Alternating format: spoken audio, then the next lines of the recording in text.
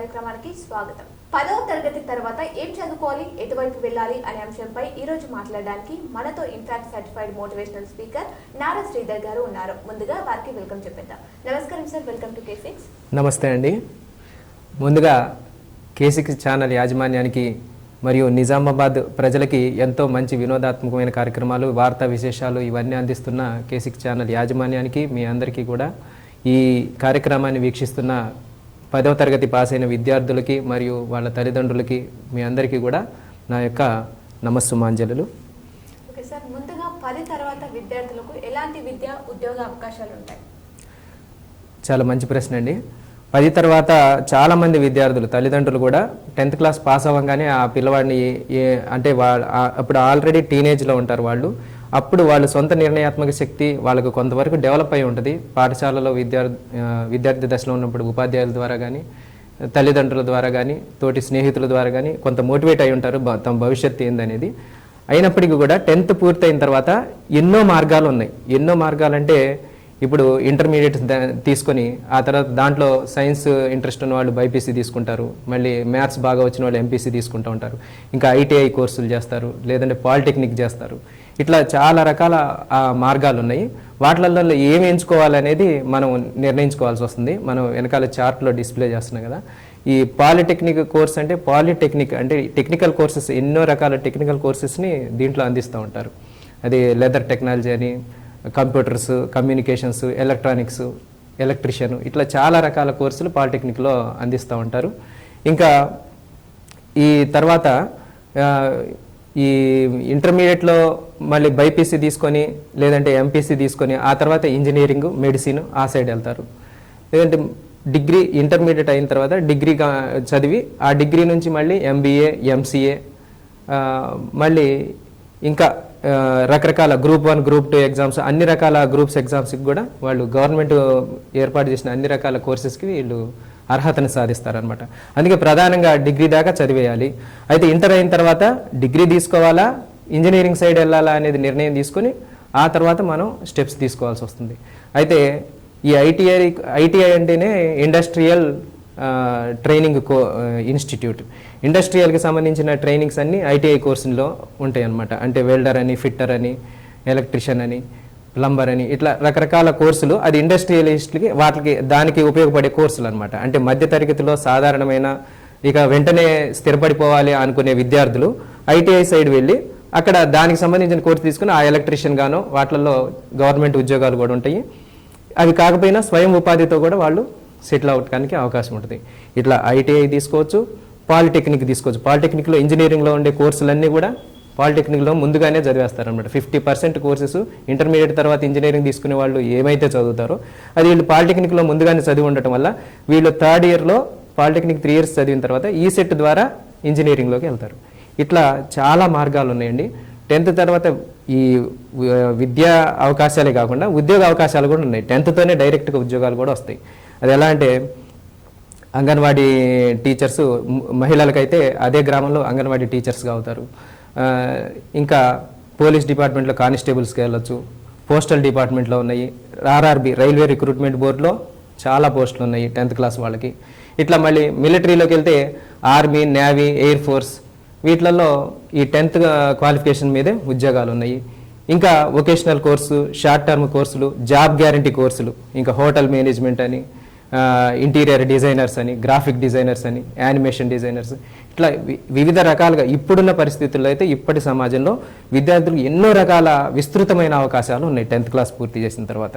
అయితే అవి ఏం తీసుకోవాలనేది మనం చాలా జాగ్రత్తగా నిర్ణయం తీసుకోవాలి, ఎటు వెళ్ళాలి అనేది. అదేండి, అలాగే మనం చేయాలనుకునే జాబ్ ఎలా ఉండాలి, మీ అభిప్రాయం ఏంటి? అదేనండి.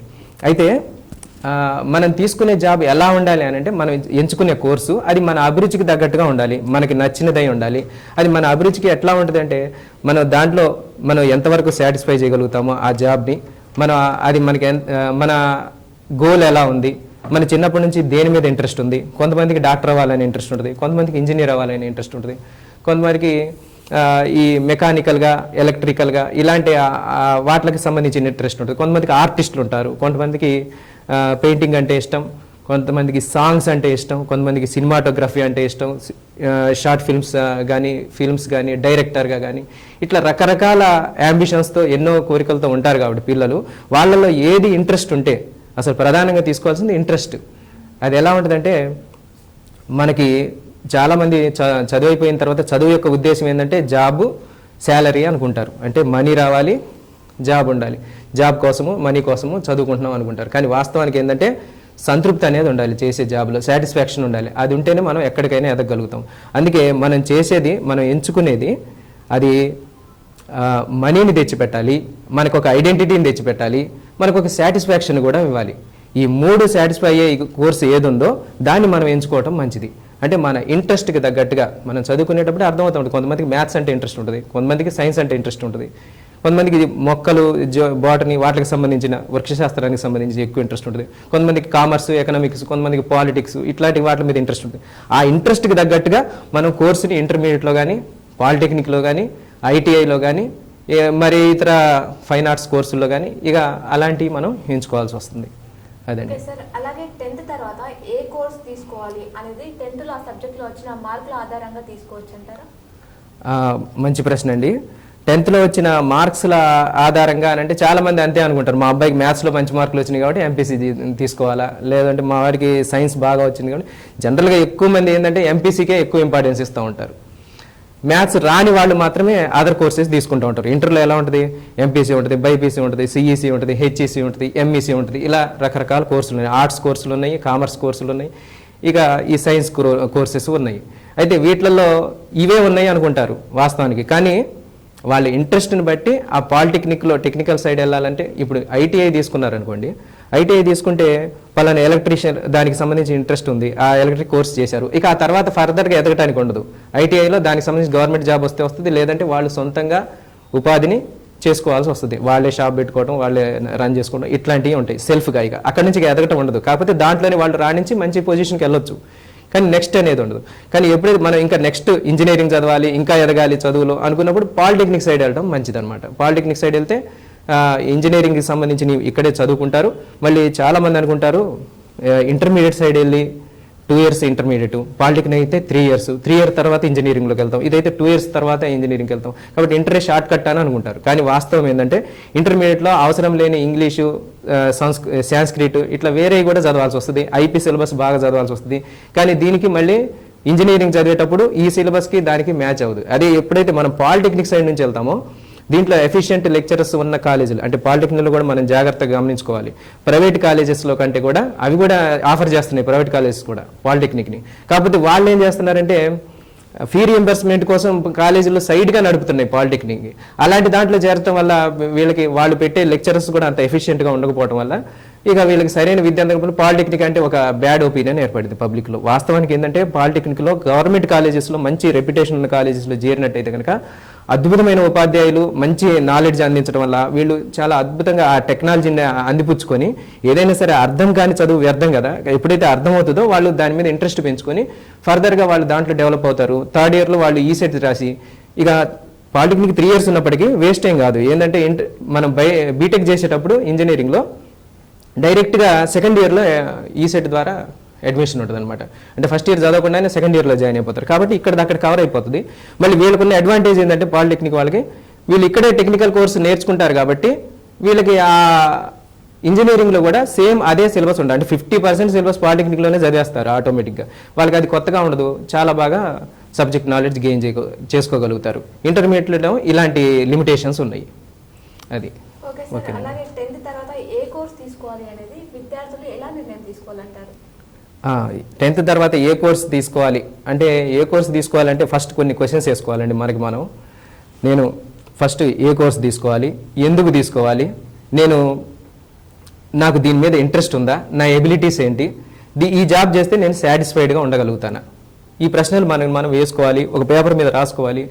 దానికి సంబంధించిన లక్ష్యాన్ని పెట్టుకొని మనం ఏ జాబ్ చేస్తే మనం సాటిస్ఫైడ్గా ఉంటామో మన ఐడెంటిటీకి కానీ మన ఎకనామికల్గా కానీ నాకు ఇంట్రెస్ట్ ఉంది, ఇంట్రెస్ట్ ఉన్నప్పటికీ నేను అది తీసుకుంటే నేను ఎకనామికల్గా ఎదగలుగుతాను. ఇప్పుడు రన్నింగ్లో ఉందా ఆ కోర్సు కరెంట్గా, ఇప్పుడు దీనికి డిమాండ్ ఉందా, అవి కూడా చూసుకోవాల్సి వస్తుంది. ఇంట్రెస్ట్ ఉండాలి దాని మీద. ఇవన్నీ చూసుకున్నప్పుడు మనకి సరైన నిర్ణయం వస్తుంది. ఆ ప్రకారం మనం ఆ కోర్సు ఎంచుకోవాలి. ఎంచుకున్నప్పుడు మనకి ఎప్పుడైతే మనం చేసే వృత్తిని ఇష్టపడతామో అది చేసినట్టు అనిపించదు, మనకు కష్టం అనిపించదు, అది మనకి వృత్తిలో ఆనందాన్ని కలిగిస్తుంది. కాబట్టి మనకి నచ్చిన కోర్సులు తీసుకోవడమే అన్నిటికంటే ఉత్తమమైంది. అయితే ఆ నచ్చిన కోర్సు కూడా మనకి మనీ ఇవ్వాలి, ఐడెంటిటీ ఇవ్వాలి, సాటిస్ఫాక్షన్ ఇవ్వాలి, జాబ్ సాటిస్ఫాక్షన్, అప్పుడే హ్యాపీగా చేయగలుగుతాం అనమాట. అలాంటి కోర్సులు విద్యార్థులు నిర్ణయం తీసుకోవాలి, ఆలోచించుకోవాలి, పెద్దల్ని సంప్రదించాలి, మరియు ఆ సబ్జెక్ట్ ఎక్స్పర్ట్స్ని తెలుసుకోవాలి, అందులో ఇంతకు ముందు వెళ్ళిన సీనియర్స్ని మనం సంప్రదించాలి, నిపుణుల సలహాలు పాటించి మనం ఆ రంగంలోకి ఎంటర్ అవ్వాలి. ఓకే సార్, ప్రతి విద్యార్థులకి ఏ దాంట్లో ఒక దాంట్లో ఇంట్రెస్ట్ అనేది ఉంటుంది. ఇంట్రెస్ట్ని కెరీర్గా మార్చుకోవాలంటే ఏ విధంగా మార్చుకోవాలంటారు? అవునండి, ఇంట్రెస్ట్ని కెరీర్గా మార్చుకోవాలి. అదేనండి, ఏంటంటే ఇంట్రెస్ట్ని కెరీర్గా మార్చుకోవడం అంటే ఒక్కొక్కరికి ఇప్పుడు నేను ఇందాక చెప్పుకున్నాం కదండి, ఆర్ట్ అంటే కొంతమందికి ఇష్టం, సాంగ్స్ అంటే కొంతమందికి ఇంట్రెస్ట్, కానీ వీళ్ళు చదివే చదువుకి దానికి ఏం సంబంధం ఉండదు అనమాట. అయితే ఎప్పుడైతే 10th కంప్లీట్ చేస్తారో 10th దాకా అందరూ క్రూషియల్గా చాలా మంచి పీరియడ్ అనమాట. 10th చదవాలి, 10th చదివిన తర్వాత మంచి నిర్ణయం తీసుకోవాలి, అక్కడి నుంచే జీవితం డిసైడ్ అవుతూ ఉంటుంది. ఎట్లా ఉంటుందంటే ప్రైమరీ లెవెల్ 5th క్లాస్ దాకా, ఆ తర్వాత అప్పర్ ప్రైమరీ 6th 7th, తర్వాత సెకండరీ ఎడ్యుకేషన్ 10th క్లాస్తో కంప్లీట్ అయిపోతుంది. ఇక్కడ వాళ్ళు తీసుకునేది ఇంటర్మీడియట్ టర్నింగ్ పాయింట్ అనమాట. ఇక్కడ ఎలాంటి నిర్ణయం తీసుకుంటారో దాన్ని బట్టి వాళ్ళ జీవితం మొత్తం ఆధారపడి ఉంటుంది అనమాట. ఇక్కడ 10th అయిన తర్వాత అంటే మన జీవిత కాలంలో మనం జాబ్ చేసేది 40 years అయితే చదివేది 15-20 years. 20 years దాకా మనం చదువుకోవటం అనేది మనకి 20 సంవత్సరాలు వచ్చేదాకా, 21 సంవత్సరాలు వచ్చేదాకా బీటెక్. ఇక ఆ తర్వాత మళ్ళీ రిటైర్మెంట్ అంటే గవర్నమెంట్ జాబ్ అయితే 60 years దాకా, ప్రైవేట్ జాబ్ అయితే అన్లిమిటెడ్గా ఉంటుంది. కాబట్టి మనం తర్వాత 40-50 years జీవితం అద్భుతంగా ఉండాలంటే, ఒక 10 సంవత్సరాల తర్వాత నా జీవితం ఎలా ఉండాలని 10th క్లాస్లోనే డిసైడ్ చేసుకొని మంచి కోర్సుని, మనకి సూటబుల్ అయ్యే కోర్సుని తీసుకోవాలి. మళ్ళీ ఆ ఎంచుకునేటప్పుడు కూడా మనకి ఆ సబ్జెక్ట్ నాలెడ్జ్ ఎంత ఉంది, నాకు ఎంత అర్హత ఉంది, ఇవన్నీ కూడా బేరీజ్ వేసుకోవాలి. ఇంకా ఆ సబ్జెక్టు దానికి నాలెడ్జ్ని మనం గెయిన్ చేసుకుంటూ ఉండాలి, బుక్స్ చదువుతూ ఉండాలి, న్యూస్ పేపర్స్ చదువుతూ ఉండాలి, టీవీలో వచ్చే ఆర్టికల్స్ని ఫాలో అవుతూ ఉండాలి, చర్చా వేదికల్ని, వీటిలన్నీ మళ్ళీ ఆ సబ్జెక్ట్లో నిపుణుల్ని. ఇప్పుడు ఫర్ సపోజ్ నాకు IAS అవ్వాలని ఉంది, లేదంటే IPS అవ్వాలని ఉంది, దాన్ని క్రాక్ చేసిన వాళ్ళు ఏం చెప్తున్నారు, వాళ్ళ ఇంటర్వ్యూస్ వినాలి. ఇంకా రోజు డైలీ 1 hour మనం ఏ లక్ష్యం అయితే పెంచుకున్నామో దానికి సంబంధించి మన అంబిషన్స్కి తగ్గట్టుగా మనం కృషి చేస్తూ ఉండాలి. అయితే విషయం ఏంటంటే, నా ఇంట్రెస్ట్కి తగ్గ కోర్సు నేను ఎంచుకోవాలి అని అంటే, ముందుగా మనం గమనించినట్లయితే ఫర్ సపోజ్ రవితేజ ఉన్నాడు, ఆయనకి చదువు అంటే ఇంట్రెస్ట్ లేదు, కానీ యాక్టింగ్ అంటే ఇంట్రెస్ట్, డైరెక్షన్ అంటే ఇంట్రెస్ట్. అందుకని ఆయన చదువుని కొనసాగిస్తూనే దాంట్లో నుంచి దాని మీద ఎక్కువ కాన్సన్ట్రేషన్ చేశాడు, ఎక్కువ ఫోకస్ తన ఇంట్రెస్ట్ మీద ఫోకస్ చేశాడు. అట్లాగే సచిన్ టెండూల్కర్ ఉన్నాడు, ఆయన కూడా ఏం చేశాడు, చదువుతో పాటు చదువులో డౌన్ అయినప్పటికీ కూడా దాని కెరీర్ క్రికెట్ ఎంచుకుందాం అనుకున్నాడు, కాబట్టి దాంట్లో బాగా ఫోకస్ చేసి దాంట్లో రాణించాడు. ఇప్పుడు మన రాఘవ లారెన్స్ ఉన్నాడు, ఆయనకి చదువు ఇంట్రెస్ట్ లేదు, కానీ డ్యాన్స్ ఇంట్రెస్ట్, డ్యాన్స్లో మంచి టాపర్ అయ్యాడు.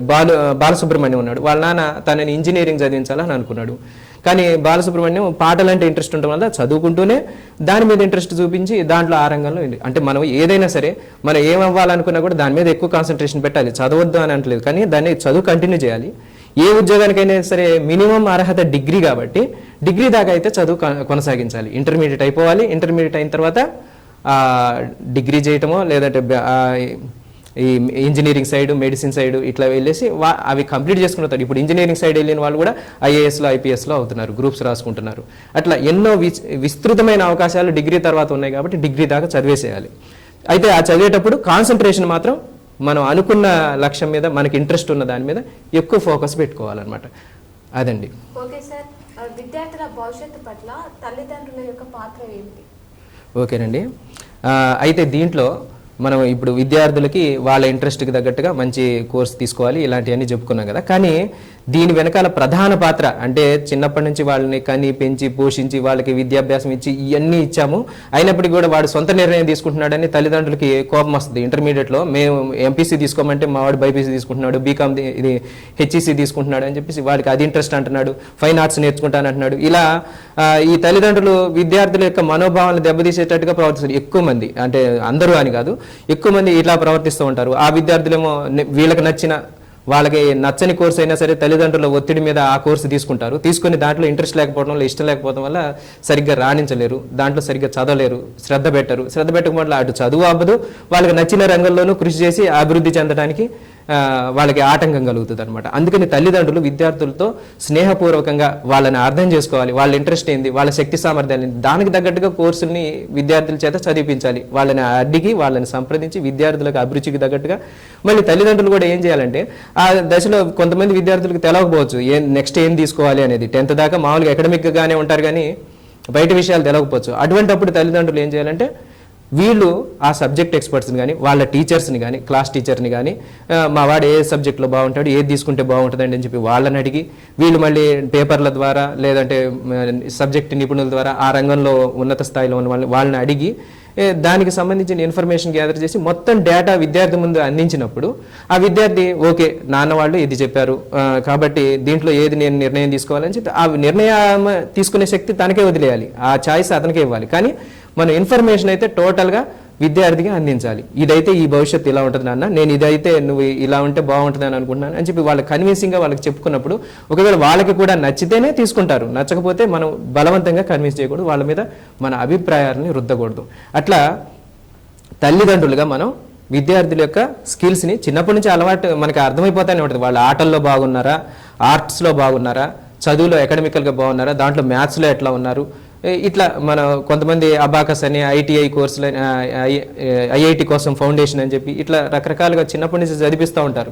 స్విమ్మింగ్ అని, డ్యాన్స్ అని, ఆర్ట్స్ అని, ఇవన్నీ కూడా వాళ్ళ సర్వతోముఖ అభివృద్ధికి చేస్తూ వాటిల్లో ఏది టాలెంటెడ్గా ఉన్నారో ఆ తల్లిదండ్రులు గమనించి వాళ్ళ అభిప్రాయాన్ని గౌరవిస్తూ మన తల్లిదండ్రులుగా మన సంపూర్ణమైన పాత్ర విద్యార్థుల విషయంలో. అంటే రేపొద్దున వాళ్ళు పశ్చాత్తాపడకూడదు విద్యార్థులు, మీ వల్లే నేను ఈ కోర్సు చేశాను అని చెప్పి బాధపడకుండా ఉండేటట్టు చూసుకోవాలి.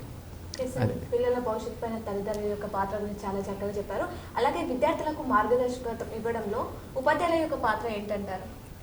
మంచి ప్రశ్న అండి.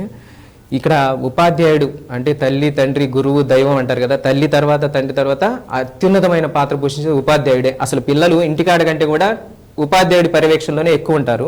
కాబట్టి ఉపాధ్యాయుడు విద్యను అందించేటప్పుడు ఏ విద్యార్థులు ఎలాంటి సామర్థ్యాలు ఉన్నాయి అన్ని ఉపాధ్యాయుడికి తెలిసినంతగా తల్లిదండ్రులకు ఇంటికాడ కూడా తెలియకపోవచ్చు. ఎందుకంటే అక్కడ ఆటలు ఆడిస్తారు, పాటలు పాడిస్తారు, స్టేజ్ మీద ఎలక్యూషన్స్ అని, డిబేట్స్ అని, కాంపిటీషన్స్ అని, ఆర్ట్ కాంపిటీషన్స్ అని, వాళ్ళకి ప్రాజెక్ట్ వర్క్లు ఇస్తారు, వాళ్ళ చేత చదువుకు సంబంధించిన ఎక్సర్సైజెస్ చేపిస్తూ ఉంటారు. ఓవరాల్గా ఎలాబొరేట్గా వాళ్ళని పూర్తిగా అన్ని రకాలుగా అబ్జర్వ్ చేస్తారు. కాబట్టి వేరే విద్యార్థులతో పోల్చినప్పుడు ఈ విద్యార్థి దేంట్లో ఎలా ఉన్నాడు అని చెప్పి అన్నిటికీ ఒక్కొక్కళ్ళని వాళ్ళ యొక్క వైయక్తిక భేదాన్ని ఉపాధ్యాయుడు పర్ఫెక్ట్గా గమనించగలుగుతాడు. కాబట్టి ఆ విషయాలు మళ్ళీ తల్లిదండ్రులు ఇద్దరు కోరిలేషన్, ఒక్క ఉపాధ్యాయుడే కాదు తల్లిదండ్రులు కూడా ఉపాధ్యాయుల్ని మనం సంప్రదించి మా వాడు ఎట్లా చదువుతున్నాడు, దేంట్లో బాగున్నాడు అని చెప్పి ఇలా ఆ చర్చల ద్వారా ఆ విద్యార్థి గురించి సంపూర్ణంగా అవగాహన చేసుకొని ఆ విద్యార్థి అభిరుచికి తగ్గట్టుగా ఉపాధ్యాయుడు ఆ తల్లిదండ్రులకి ఆ విద్యార్థికి సరైన మార్గదర్శకాన్ని గైడెన్స్ని ఇవ్వాలి. అంటే మనం ఇప్పుడు చెప్పుకుంటున్నట్టుగా 10th తర్వాత ఎలాంటి కోర్సులు ఉంటాయి, ఇంటర్మీడియట్ తర్వాత ఎలాంటి కోర్సులు ఉంటాయి, డిగ్రీ చదివితే ఎలాంటి కోర్సులు ఉంటాయి, ఎంసీఏ ఎంబీఏ చేస్తే ఎలా ఉంటుంది, ఫారిన్ వెళ్ళాలని కోరుకున్నప్పుడు దానికి సంబంధించిన ఐటీ జాబ్స్ రావాలనుకున్నప్పుడు ఎలాంటి కోర్సులు చదవాలి, ఇలాంటి పూర్తి అవగాహన ఉపాధ్యాయులకు కూడా ఉండాలి. సంపూర్ణంగా కాకపోయినా కొంతలో కొంత 10th తర్వాత ఏం చేయాలి అని ఒక విద్యార్థి మనం ప్రశ్నించినప్పుడు చెప్పగలిగేటట్టుగా మరియు వాళ్ళ యొక్క సామర్థ్యాల్ని మనం అర్థం చేసుకొని వాళ్ళకి సరైన కోర్సు మనం అందించగలిగేటట్టుగా ఉండాలి. అప్పుడు నిర్ణయం మాత్రం విద్యార్థి తీసుకుంటాడు. అల్టిమేట్గా చైల్డ్ సెంటర్డే, ఆ విద్యార్థి ఏదనుకుంటాడో అదే చేస్తాడు. కానీ అతనికి అవకాశాలను మాత్రం ఉన్న ఆప్షన్స్ మొత్తం అతను ముందు పెట్టడం అనేది ఉపాధ్యాయులుగా మన కర్తవ్యం. అలాగే ప్రతి విద్యార్థి తన అనుకున్న సాధించే క్రమంలో ఒత్తిడికి లోనవుతుంటారు. ఆ ఒత్తిడికి లోనవ్వకుండా తాము అనుకున్న సాధించాలంటే ఏం చేయాలి, ఏ విధంగా ప్రిపేర్ కావాలి? చాలా మంచి ప్రశ్న అండి. చాలామంది ఈ రోజుల్లో ఒక విద్యార్థులనే కాదు, తల్లిదండ్రులనే కాదు, ఉపాధ్యాయులు, అన్ని రంగాల్లో ఉన్న వ్యాపారస్తులు, ఉద్యోగస్తులు, పెద్ద పెద్ద ఆఫీసర్స్ అనుకునే వాళ్ళు కూడా ఎంతోమంది ఒత్తిడికి గురవుతున్నారు. స్ట్రెస్ అనేది మనకి తెలవకుండానే అందరూ అది క్యారీ ఫార్వర్డ్ చేసుకుంటున్నాం. కానీ స్ట్రెస్ వల్ల ఎన్నో ఆరోగ్య సమస్యలు, మానసిక సమస్యలు వస్తున్నాయి, డాక్టర్లు కూడా చెప్తున్నారు. అయినప్పటికీ కూడా స్ట్రెస్ నుంచి మనం తప్పించుకోలేకపోతున్నాం. మరి విద్యార్థి దశలో ఎలాంటి స్ట్రెస్లు ఉంటాయంటే భవిష్యత్తు గురించి భయం ఉంటుంది. నాకు నిజంగా అంత సామర్థ్యం ఉందా, నేను ఈ జాబ్కి నేను అర్హుడినేనా, ఇలాంటి అన్ని సందేహాలు ఉంటాయి. సరే నేను నా అభిరుచికి తగ్గట్టుగా వెళ్తే అందరూ ఎంపీసీ తీసుకుంటున్నారు, నేను నా అభిరుచి ఏమో బైపీసీ ఉంది, దీనివల్ల మళ్ళీ నాకు భవిష్యత్తులో అవకాశాలు తక్కువ ఉంటాయేమో, మళ్ళీ బైపీసీ తీసుకుంటే ఎక్కువ ఖర్చు పెట్టి చదవాల్సి వస్తుందేమో, ఇలాంటి భయాలు ఉంటాయి. ఇట్లా సమయాన్ని కరెక్ట్గా సమయపాలన లేకపోవడం ముఖ్యంగా ఏంటంటే ఇంకొకటి ఇది ప్రధాన కారణం అనమాట స్ట్రెస్కి. రేపు చేయాలనుకున్న పని ఈ రోజే చేస్తే కనుక అలా చేసుకుంటూ పోతే the work which we should have to do tomorrow if you do it today only then the last day we will be free అంట.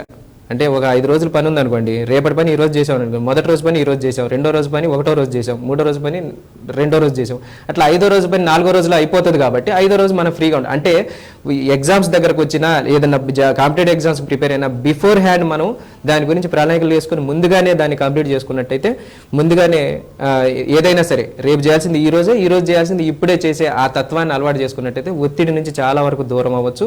ప్లస్ మళ్ళీ ఇంకా ఏంటంటే విద్యార్థులు ఆటలు పాటలు వీటి ద్వారా కూడా ఆటల్లో వాళ్ళకి నచ్చిన ఆట ఆడాలి, వాళ్ళకి నచ్చిన సంగీతం కానీ ఏదైనా నేర్చుకోవాలి. ఇలాంటివి చేయడం వల్ల కూడా ఒత్తిడి నుంచి మనం కొంచెం దూరంగా ఉండొచ్చు. ప్లస్ ధ్యానము, యోగా, మెడిటేషన్ ఇలాంటివి చేసినట్టయితే కనుక మనకు మానసిక ఒత్తిడి పోవటమే కాకుండా ఆరోగ్యంగా ఉంటాం, ఉల్లాసంగా ఉంటాం, మరియు ఉత్సాహంగా ఆత్మవిశ్వాసంతో ఆత్మస్థైర్యంతో ఉండగలుగుతాము. జ్ఞాపక శక్తి అన్నీ బాగుంటాయి కాబట్టి నిర్ణయాత్మక శక్తి ఇవన్నీ వస్తాయి అనమాట. కాబట్టి స్ట్రెస్ లేకుండా ఉంటేనే ఎందులోనైనా సరే బాగా రాణిస్తాం. ఇప్పుడు ఎగ్జామ్ ముందు కూడా విద్యార్థులు స్ట్రెస్గా ఉన్నప్పుడు మన విశ్లేషణకులు ఏం చెబుతారు, పేపర్ చూడంగానే ఒక్కసారిగా చెమటలు పట్టినట్టుగా అందులో క్వశ్చన్స్ తెలవనట్టుగా భయపడకూడదు. మనం ముందు దీర్ఘంగా ఒక 2-3 సార్లు శ్వాసించి ఆ తర్వాత రిలాక్స్ అయిన తర్వాత కూల్ అయిన తర్వాతే ఆ పేపర్ని చదవాలి. అప్పుడు మనకి ఏవి వచ్చు ఏవి రావు అని తెలుసుకున్న తర్వాత వచ్చిన ప్రశ్నలు ముందు రాయాలని చెప్పి ఇట్లా చెప్తా ఉంటారు కదా. అంటే ఒత్తిడికి ప్రధాన కారణం ఏంటంటే టైంకి చేయకపోవడం అది విపరీతమైన బర్డెన్ని మనకి పెంచుతూ ఉంటుంది తెలవకుండానే. కాబట్టి ఇట్లా కరిక్యులర్ యాక్టివిటీస్లో ఉండాలి, ఎలక్ట్యూషన్స్లో పాల్గొంటూ ఉండాలి. ఖాళీ సమయాలలో దాన్ని వృధా చేయకుండా భవిష్యత్తుకి మన లక్ష్యానికి మనం ఏదైతే ఇష్టపడుతున్నామో ఏ స్థాయికి అయితే ఎదగాలనుకుంటున్నామో దానికి సంబంధించిన మనకి ఇష్టమైన ఇన్ఫర్మేషన్ కలెక్ట్ చేసుకుంటూ దాంట్లో ఎంజాయ్ చేస్తూ ఉండాలి. అట్లా చేస్తూ ఉంటే మనకి ఒత్తిడి లేకుండా ఆ సమయానికి ప్రతిదానికి నేను రెడీగా ఉన్నాను అన్నట్టు ఉండాలి. ఎవరు రెడీ అనమాట. ఎప్పుడు ఏ అవకాశం వస్తుందో తెలియదు. ఆ అవకాశానికి ముందుగానే సిద్ధంగా ఉంటే అవకాశం వచ్చినప్పుడు అందిపుచ్చుకోగలుగుతాం. అందుకే అంటారు కదా, లక్ష్మీదేవి వచ్చి తలుపు తట్టినప్పుడే తలుపు తెరవాలి, వెళ్ళిపోయిన తర్వాత మనం ఎన్నిసార్లు తలుపు తెరిచినా ఉపయోగం ఉండదు. అట్లా ఉంటుందండి. అలాగే అకాడమిక్ స్కిల్స్, సాఫ్ట్ స్కిల్స్ అంటే ఏంటి, అసలు ఎందుకు సాఫ్ట్ స్కిల్స్ అవసరం అంటారు? అవునండి, చాలా మంచి ప్రశ్న. ఈ రోజుల్లో చాలామంది ఏంటంటే అందరికీ అకాడమిక్ నాలెడ్జ్ ఉంటుంది, కానీ అకాడమిక్ స్కిల్స్ అంటే ఏంది, ఏది మ్యాథమెటికల్ స్కిల్స్, ఫిజికల్ కెమిస్ట్రీ కానీ సోషియాలజీ కానీ ఫిలాసఫీ కానీ అన్ని రకాలుగా సబ్జెక్ట్స్ నాలెడ్జ్ పర్ఫెక్ట్ ఉంటుంది. ఐఐటి స్టూడెంట్స్ ఉంటున్నారు. ఐఐటి స్టూడెంట్స్ కూడా ఆ స్థాయిలో ఉండి కూడా ఐఏఎస్ ఐపీఎస్ స్థాయిలో ఉన్న వాళ్ళు కూడా సూయిసైడ్లు చేసుకుంటున్నారు. అంటే ఏంటి కారణం? వాళ్ళు అకాడమికల్గా స్టాండర్డ్గా ఉంటున్నారు, కానీ ఏ చిన్న ఒత్తిడి వచ్చినా, పై అధికారుల నుంచి ఎవరైనా తిట్టినా కూడా లేకపోతే బెదిరింపు కాల్సి వచ్చినా వాటికి కూడా భయపడిపోతున్నారు. అంటే వాటికి భయపడిపోవడం అంటే ఆ పరిస్థితులు వాళ్ళు తట్టుకోలేని పరిస్థితి ఏర్పడుతుంది. కాబట్టి ఇవన్నీ అకాడమిక్ స్కిల్స్ కేవలం సబ్జెక్ట్లో మార్కులు తెచ్చుకోవడానికి, ఇంటర్వ్యూల్లో దాకా వెళ్ళడానికి పనికొస్తుంది. కానీ మళ్ళీ ఇంటర్వ్యూలో గెలవాలంటే మాత్రం, నిలబడాలంటే మాత్రం సాఫ్ట్ స్కిల్స్ అనేవి కంపల్సరీ ఉండాలి. ఇప్పుడు ఐఏఎస్ ఐపీఎస్ అంటే యూపీఎస్సీ కానీ టీఎస్పీఎస్సీ కానీ ఈ ఎగ్జామ్స్, పబ్లిక్ సర్వీస్ సివిల్స్ ఎగ్జామ్స్లో ఏం చేస్తారు, వాళ్ళు ప్రిలిమ్స్ పెడతారు, మెయిన్స్ పెడతారు, ఆ తర్వాత ఇంటర్వ్యూ ఉంటుంది. ఇంటర్వ్యూలో నెగ్గిన వాళ్ళని మాత్రమే జాబ్కి సెలెక్ట్ చేస్తూ ఉంటారు. మరి ఇంటర్వ్యూ అనేది ఎందుకు అని అంటే ఈ సాఫ్ట్ స్కిల్స్ టెస్ట్ చేయడం కోసమే. అతనికి కమ్యూనికేషన్ స్కిల్స్ ఎలా ఉన్నాయి అంటే సబ్జెక్ట్ నాలెడ్జ్ ఎట్లాగో రిటర్న్ టెస్ట్లో తెలిసిపోయింది, కానీ రిటర్న్ టెస్ట్లో కమ్యూనికేషన్ సబ్జెక్ట్ నాలెడ్జ్ అంటే అకాడమిక్ నాలెడ్జ్ తెలిసింది. సాఫ్ట్ స్కిల్స్ ఎంత ఉన్నాయి అంటే ఇతను ఆర్గనైజ్ ఎలా చేయగలుగుతాడు, ఒక అధికారిగా ఉన్నప్పుడు తన కింద ఉన్న యంత్రాంగంతో ఎలా పనులు చేయించుకోగలుగుతాడు, వాళ్ళతో ఎలా స్నేహపూర్వకంగా ఉండగలుగుతాడు, వాళ్ళని మోటివేట్ చేసి ఎలా ఉత్సాహంగా మరింత ముందుకి ఆ కంపెనీని నడిపించగలుగుతాడు, వ్యవస్థని నడిపించగలుగుతాడు. మరియు ఇతను స్నేహపూర్వకంగా ఎలా ఉంటాడు, ఇతనికి ఇంగ్లీష్ నాలెడ్జ్ ఎలా ఉంది. అంటే ఈ రోజుల్లో కమ్యూనికేషన్ అంటేనే ఇంగ్లీష్ అన్నట్టుగా తయారైంది. కాబట్టి ఇంగ్లీష్ అనేది మస్ట్ అనమాట. Computer knowledge must. ఇప్పుడు మళ్ళీ కొత్త టెక్నాలజీని ఎంతో తొందరగా అడాప్ట్ చేసుకోగలుగుతున్నాడు. వేరు సంస్కృతులు, భిన్న భాషలు, భిన్న ప్రాంతాల నుంచి వచ్చిన వాళ్ళతో ఎలా మింగిల్ అవ్వగలుగుతున్నాడు, వాళ్ళందరినీ ఎలా కలుపుకోగలుగుతున్నాడు. ఇవన్నీ కూడా సాఫ్ట్ స్కిల్స్ కిందగా వస్తుంది. ఈ సాఫ్ట్ స్కిల్స్ అనేవి పాఠశాలలో నేర్పరు, కానీ పాఠశాలలో కోకరిక్యులర్ యాక్టివిటీస్లో ఇవి మనకి తెలవకుండానే నేర్చుకుంటాం అనమాట. అంటే కబడ్డీ కానీ టీమ్ స్పిరిట్, ఓడిపోయినా దాన్ని గెలుపుని ఓటమిని సమానంగా తీసుకునే తత్వం రావాలి. అంటే టీమ్ స్పిరిట్, మళ్ళీ గ్రూప్గా ఉండటము, జట్లుగా ఉండి కమ్యూనికేషన్ చేసుకోవటం, గ్రూప్ డిస్కషన్ చేయటము, ఎలక్ట్యూషన్ చేయటము, పెద్దవాళ్ళతో ఎలా మాట్లాడాలి, స్నేహితులతో ఎలా మాట్లాడాలి, ఇవన్నీ కూడా అన్ని రకాలుగా ఆల్రౌండ్ డెవలప్మెంట్ పాఠశాలలో జరగాలి. కానీ కొన్ని ప్రైవేట్ పాఠశాలల్లో కార్పొరేట్ కాలేజెస్లో వాళ్ళు ఏంటంటే ఆటలు పాటలు ఈ కోకరికులర్కి తక్కువ ప్రాధాన్యత ఇచ్చి కేవలం అకాడమిక్ పరంగానే చూపించి ఆ మార్కుల్ని తల్లిదండ్రుల కోసం చూపించేసి దాంట్లోనే వచ్చిందే అదే టాప్ అనే పరిస్థితి వచ్చిందనమాట. అసలు విద్యార్థి దశ అంటేనే ఏంటంటే ఆటలు ఉండాలి, పాటలు ఉండాలి, చదువు ఉండాలి, పనులు ఉండాలి, ఆ తర్వాత దీనికి సంబంధించి వీటిలన్నిటికీ పరిపుష్టిని ఇచ్చే మెడిటేషన్ కూడా ఉండాలి. ఒత్తిడిని తప్పించుకోవాలంటే ప్రధానంగా అందరికీ కావాల్సింది మెడిటేషన్. మెడిటేషన్ అద్భుతమైంది. ఈ రోజుల్లో డాక్టర్స్ కూడా మందులు రాసేటప్పుడు చివరి ప్రిస్క్రిప్షన్లో మెడిటేషన్ అనే రాసే రోజులు వచ్చినాయి అనమాట. దాని మీద అంత విస్తృతంగా ప్రయోగాలు జరిగినాయి. అయితే ఈ ఆటలు చాలామంది ఏమనుకుంటారు, ఇది చదివే ఇది చదివే ఇది చదివే ఇది చదివే మొత్తం చదివే చదివే చదివే అంటారు. దానివల్లే విద్యార్థులకి పూర్తిగా ఎలాబరేట్ అవ్వట్లేదు, సాఫ్ట్ స్కిల్స్ డెవలప్ అవ్వట్లేదు. అందుకే పూర్వకాలంలో ఉమ్మడి కుటుంబాలు ఉండేవి. ఉమ్మడి కుటుంబాలు ఉన్నప్పుడు తాత ముత్తాతలు వాళ్ళంతా కూడా వాళ్ళే పెద్ద సైకాలజిస్టులు. వాళ్ళు ఎంతో మనోస్థైర్యాన్ని ఆత్మవిశ్వాసాన్ని వాళ్ళు చిన్న చిన్న ఈ పిట్ట కథల రూపంలో లేకపోతే పౌరాణిక గాథల రూపంలో వాళ్ళకి చిన్నప్పటి నుంచే పిల్లలకి అమ్మ చెప్పే నీతి కథలు ఇలాంటివన్నీ వాళ్ళు చిన్నపిల్లలకి చెప్తూ ఉంటారు. మళ్ళీ అమ్మ తిట్టినప్పుడు తాత దగ్గరికి తీసుకొని వాడికి ఓదార్చడం కానీ, ఇట్లా కుటుంబంలో పంచుకొని ఏదైనా ఒక ఫుడ్ కానీ ఏదైనా ఫంక్షన్ కానీ అందరూ కలిసిమెలిసి జరుపుకోవటం కానీ ఇట్లా సంఘ జీవితం అనేది చిన్నప్పటి నుంచి అలవాటయ్యేది. ఇప్పుడు ఉమ్మడి కుటుంబాలు లేకపోవడం వల్ల భార్యాభర్తలు ఇద్దరు ఉద్యోగాలకు వెళ్ళటం, పిల్లలు వాళ్ళ రూముల్లో చదువుకోవటం, ఇట్లా కేవలం చదువు స్కూల్లో చదువు, ఇక ఆటలు పాటలు ఇట్లన్నిటికీ దూరం అవటం వల్ల బాగా ఒత్తిడికి గురవుతున్నారు. చదువు ఒకటే ప్రధానం అనుకుంటున్నారు. ఆ చదువు పోతే ఇక నాకు జీవితమే లేదు అనుకుని ఆత్మహత్య చేస్తున్నారు. కానీ ఒకప్పుడు ఎట్లా ఉండేది, చదువు కాదు ఏది పోయినా సరే వాళ్ళు ఎంతో ఆత్మవిశ్వాసంతో ఉండేవారు. అందుకనే ఈ మధ్య కాలంలో పెద్ద పెద్ద ఉద్యోగాల్లో ఉన్న వాళ్ళు కానీ విద్యార్థులు కానీ మార్కుల కోసము లేకపోతే పై అధికారుల నుంచి వచ్చిన ఒత్తిడి వల్ల ఆత్మహత్యలు చేసుకునే సంఘటనలు మనం పేపర్లలో ఎక్కువగా చూస్తూ ఉన్నాం. కాబట్టి మనం ముఖ్యంగా ఈ ధ్యానం అనేది చాలా ఇంపార్టెంట్. మనసు ఎన్నో రకాల ఆలోచనలతో నిండిపోయి ఉంటుంది. చదువు విషయంలో కానీ, కుటుంబ వ్యవహారాల విషయంలో, ఆర్థిక వ్యవహారాల విషయంలో కానీ, ఆరోగ్యపరమైన విషయాలు వీటిలన్నిట్లలో ఒత్తిడి గురైన ఈ మనసుకి ఎప్పుడు ప్రశాంతతనిస్తున్నాం. కాబట్టి దీనికోసమనే ప్రతిరోజు కనీసం అరగంట లేదంటే గంట సేపు, చిన్నపిల్లలైతే 15 నిమిషాలన్న కనీసం కళ్ళు మూసుకొని వాళ్ళు ఏంటి నెక్స్ట్ ఏంటి అనేది మనం ఫ్యూచర్ ప్లాన్స్ చేసుకొని కళ్ళు మూసుకొని ధ్యానం చేయడం అనేది ముఖ్యంగా అలవాటు చేసుకోవాలి. శ్వాస మీద ధ్యాస పెట్టుకుని కూర్చుంటే ఆలోచన రహిత స్థితి వస్తుంది. ఆ తర్వాత మనకి రిలాక్సేషన్ వస్తుంది, ఆరోగ్యం వస్తుంది. కాబట్టి ధ్యానం అనేది చాలా ఇంపార్టెంట్. అప్పుడు ఆటల్లో రాణిస్తాం, పాటల్లో రాణిస్తాం. చదువు అన్నిటికంటే ఇప్పుడు పెద్దవేలు కదా, అన్నిటికంటే ప్రధానమైనది చదువే. దీంతో పాటు ఇవన్నీ ఉండాలి. పనులు, వాళ్ళ వ్యక్తిగత పనులు చేసుకోవాలి, తల్లిదండ్రులకి సహకరించాలి, మరియు ఇతరులకి ఎప్పుడన్నా కష్టాలు ఉన్నప్పుడు వాళ్ళకి సహాయం చేసే గుణం కూడా ఉండాలి. ఇవన్నీ ఉన్నప్పుడు అప్పుడు వీటికి ధ్యానం తోడైనప్పుడు వీటిలలో పరిపుష్టి సాధించినప్పుడు అది నిజమైన సంపూర్ణమైన జీవితం అవుతుంది. అప్పుడు వాళ్ళు ఏ ఉద్యోగం చేసినా ఏ రంగంలో ఉన్నప్పటికీ కూడా అద్భుతంగా ఉజ్వలంగా రాణించగలుగుతారు. అదండి. చివరిగా విద్యార్థులకి తల్లిదండ్రులకు మీరు ఇచ్చే సూచనలు సలహాలు ఏంటి? ఓకేనండి, థ్యాంక్ యూ. విద్యార్థులకి తల్లిదండ్రులకి నా తరపున నేను చెప్పదలుచుకున్న విషయం ఏంటంటే తల్లిదండ్రుల తరపు నుంచి విద్యార్థులకి ఒత్తిడి ఉండకూడదు. వాళ్ళని ప్రేమపూర్వకంగా చూసుకోవాలి. అంటే చాణక్య నీతి సూత్రాలు ఉన్నాయండి. దాంట్లో ఏంటంటే 5 సంవత్సరాలు వయసు వచ్చేంత వరకు పిల్లల్ని అపురూపంగా చూసుకోవాలంటే, గాజు బొమ్మలాగా చూసుకోవాలంటే ఎంతో గారాభంగా పెంచాలి. ఎందుకంటే ఆ దశలో వాళ్ళకి ఏది నాటుకుంటే అదే జీవితం మొత్తం. ఇప్పుడు చెట్టు కనుక చిన్నప్పుడు కానీ ఏదన్నా ఘాటు కానీ ఏదన్నా పడితే అది మొత్తం జీవితాంతం దానికి అది అలాగే కంటిన్యూ అయిపోతూ ఉంటుంది.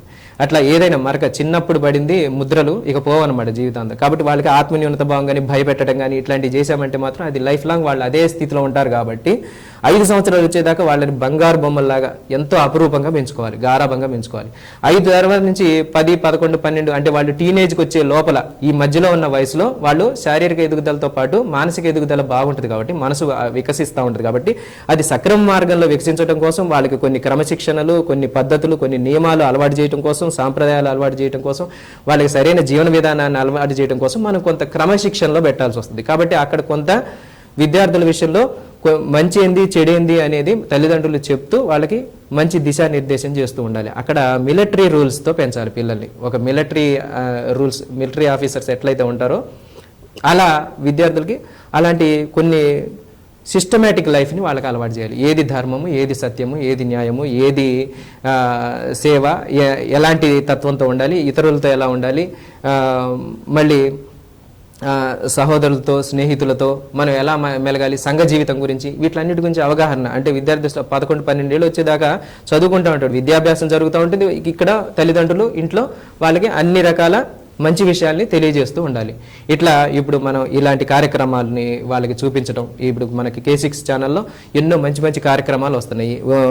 నిజామాబాద్ జిల్లాలో అంటే ఈ జిల్లాకు సంబంధించిన మంచి జ్ఞానం మొత్తం ఇలాంటి ఛానల్స్ ద్వారా, మరియు ఇక స్టేట్కి సంబంధించినవి, దేశానికి సంబంధించినవి, ఖండాలకు సంబంధించినవి, వివిధ దేశాలు, ప్రాంతాలు, వాటి ఇవన్నిటి కూడా నాలెడ్జ్ అనేది 10-12 ఇయర్స్ లోపల విద్యార్థులకు అందాలి. కాబట్టి వాళ్ళకి న్యూస్ పేపర్ రీడింగ్ అలవాటు చేయాలి, మంచి కథల పుస్తకాలను అలవాటు చేయాలి, వాళ్ళకి అప్పుడప్పుడు ఫంక్షన్స్కి తీసుకెళ్ళి సంఘ జీవితాన్ని అలవాటు చేయాలి.